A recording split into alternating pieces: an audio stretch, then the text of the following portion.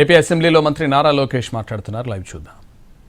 ఇక్కడ చాలా స్పష్టంగా చెప్తున్నా, క్వశ్చన్ పేపర్ సెట్టింగ్ లో ఆ వ్యక్తికి ఎలాంటి ప్రమేయం లేదు. డైరెక్ట్ ఎస్సీఆర్టీ గవర్నమెంట్ ఎంప్లాయీసే క్వశ్చన్ పేపర్ సెట్ చేస్తాం జరిగింది. నంబర్ 1.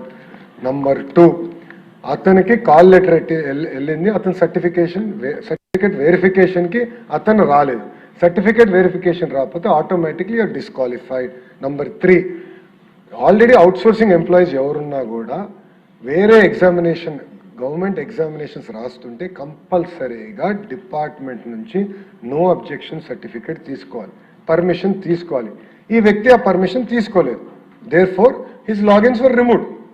అంతే తప్ప ఏదో జరిగిపోయింది, ఏదో పేపర్ లీక్ అయిందంటే 42,000 ప్రశ్నలు ర్యాండమైజ్డ్ పిల్లలకి వెళ్తాయి. ఒక్కొక్కరికి డిఫరెంట్ పేపర్ వెళ్తుంది, డిఫరెంట్ ఆర్డర్లో క్వశ్చన్స్ వస్తాయి. అలాంటివి తీసుకొచ్చి ఆరోపణలు చేస్తాం. చాలా చాలా బాధాకరం అధ్యక్ష. ఇది 2 అలిగేషన్. 3 అలిగేషన్ అధ్యక్ష, ట్రాన్స్పరెన్సీ లేదంటారు అధ్యక్ష డిక్లరేషన్ ఆఫ్ రిజల్ట్స్ లో. అంటే కలెక్టర్ గారి ఆఫీస్లో మొత్తం లిస్ట్ పెట్టలేదంట, ట్రాన్స్పరెన్సీ లేదంట. ఆస్పిరెంట్స్ అందరికీ SMS పంపించాం, ఆస్పిరెంట్స్ అందరికీ ఆన్లైన్ లాగిన్ మెకానిజం ఇచ్చాం. వాళ్ళ రిజల్ట్స్ చూసుకునేదానికి ఆన్లైన్ మెకానిజం లాగిన్ కూడా ఏర్పాటు చేసాం. అంతేకాకుండా మన డిఓ గారి దగ్గర చాలా స్పష్టంగా ర్యాంక్స్ అన్ని కూడా, మెరిట్ లిస్ట్ అన్ని కూడా అక్కడ పెడతాం జరిగింది అధ్యక్ష, చాలా ట్రాన్స్పరెంట్గా. అంటే ఇదేంటంటే గొడ్డలి పార్టీ అధ్యక్షుడు ఫోన్ వాడాడు కనుక సమాజంలో ఎవడు ఫోన్ వాడరు అనుకుంటారు ఆ పార్టీ.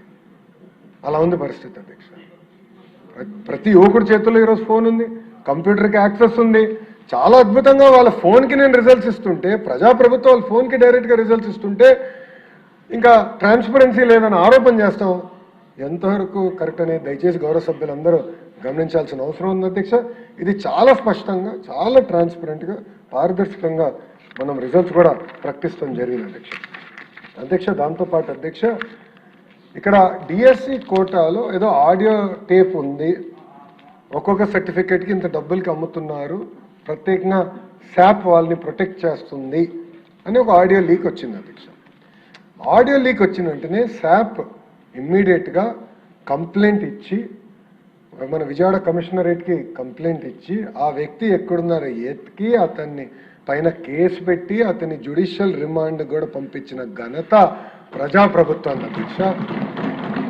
ఎవరిని వదిలిపెట్టలా, తప్పు చేస్తే ఎవరిని కూడా వదిలిపెట్టాం మేము. You're very clear. గౌరవ ముఖ్యమంత్రి గారు చాలా స్పష్టంగా చెప్పారు, ఇది లక్షలాది మంది ఆస్పిరేషన్తో రాసే ఎగ్జామ్ పకడ్బందీగా నిర్వహించండి అని వాళ్ళు చెప్పారు. చాలా సీరియస్గా మేము తీసుకున్నాం. వాళ్ళపైన మేము యాక్షన్ తీసుకుని ఇమీడియట్గా జైలు కూడా పంపిస్తాం జరిగింది అధ్యక్ష. అంతేకాకుండా అధ్యక్ష, ఈ కేసుని మేము లాజికల్ కంక్లూజన్ కూడా తీసుకెళ్తాం అధ్యక్ష.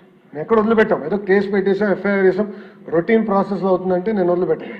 లాజికల్ కంక్లూజన్ కూడా నేను తీసుకెళ్తాను అధ్యక్ష.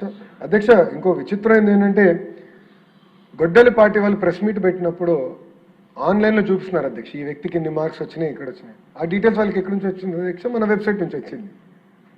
అంటే అంత ట్రాన్స్పరెంట్గా ఉన్నాం మనం. భారతదేశంలో ఎక్కడే డిఎస్సి ఇంత ట్రాన్స్పరెంట్గా జరగదు అధ్యక్ష, మనం పెట్టాం అధ్యక్ష.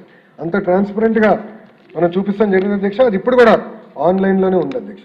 అధ్యక్ష, ఇంకో బాధాకరమైన విషయం ఏంటంటే, ఇప్పుడున్న ప్రతిపక్ష పార్టీ ఆంధ్ర రాష్ట్రాన్ని కులం, మతం, ప్రాంతం వాడి మన మధ్యన చిచ్చు పెట్టడానికి ప్రయత్నిస్తున్నారు అధ్యక్ష.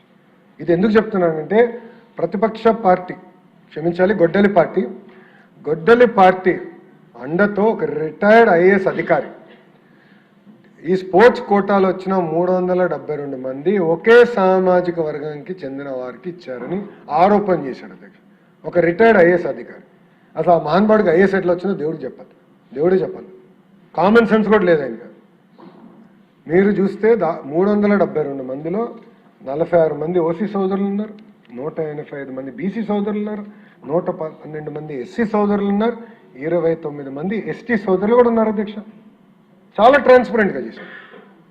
ఉపకులాల వారి కూడా అదే డేటా ఉంది అధ్యక్ష. చాలా ట్రాన్స్పరెంట్గా, పారదర్శకంగా స్పోర్ట్స్ కోటా సెలక్షన్ కూడా మేము చేసాం అధ్యక్ష. 2 ఆరోపణ ఏమంటారంటే, కార్డ్స్ ఆడే వాళ్ళకి ఒక మాజీ మంత్రి గారు ఆరోపణ చేశారు, వాళ్ళకి మీరు ఎట్లా ఇస్తారు? గవర్నమెంట్ ఆఫ్ ఇండియా గుర్తించిన, యూనియన్ గవర్నమెంట్ గుర్తించిన 65 స్పోర్ట్స్ కేటగిరీని మేము పరిగణలో తీసుకున్నాం. ఒకవేళ 65 తీసుకోకుండా ఉంటే, గతంలో ఉన్నట్టు 29గానే తీసుకుని ఉంటే, ఎవరన్నా కోర్టుకు వెళ్తే స్టే వస్తుంది దానిపైన. సింపుల్గా మొత్తం డిఎస్సి నోటిఫికేషన్ మీద స్టే వస్తుంది. వాళ్ళ ఆలోచన ఏంటి, 80% స్టే రావాలి, డిఎస్సి జరగకూడదు. I said government of India ఇచ్చిన ప్రతి guide line we will follow. In fact including ఈరోజు యూనివర్సిటీ రిక్రూట్మెంట్లో కూడా యూజీసీ గైడ్ లైన్సే మేము ఫాలో అవుతున్నాం, ఎక్కడ డీవియేట్ అవ్వట్లేదు. ఎందుకంటే వాళ్ళు ఆలోచించి పకడబందీగా గైడ్ లైన్స్ ఇస్తారు, ఆ గైడ్ లైన్స్కి మనం కట్టుబడి ఉండాలి అన్న లక్ష్యంతో మేము పనిచేస్తున్నాం అధ్యక్ష. అదొక ఆరోపణ అధ్యక్ష. ఇక్కడ చూస్తే అధ్యక్ష, ఇప్పుడే గౌరవ సభ్యులు చెప్పినట్లు